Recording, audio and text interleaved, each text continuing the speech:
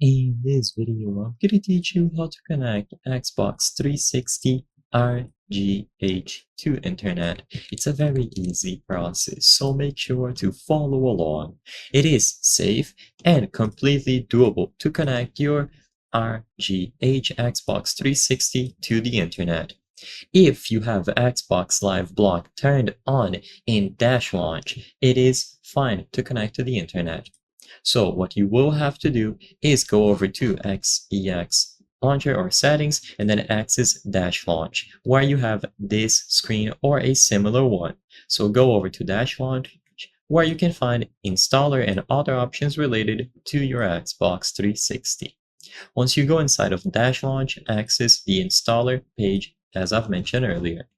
Now you will have a bunch of categories. The one that you are looking for is network. In here you can enable and disable various settings.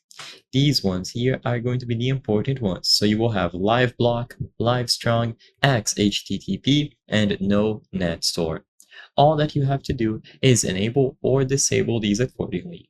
If you disable all of them, you will be able to connect to the internet either through a cable or Wi-Fi, whatever you prefer.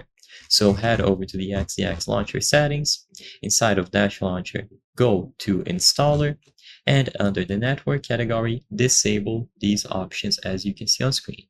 You don't have to change anything else, and if you are curious about what any of these settings do, you can hover over them for additional information. As long as they are set up properly, you will be able to establish a connection normally. So I hope I was able to help you. If this video helped you, consider subscribing. As you can see, according to our channel metrics, 83% of the people watching our videos are not subscribed. By subscribing, you can help us make higher quality videos. Thank you for watching, and I'll see you on the next one.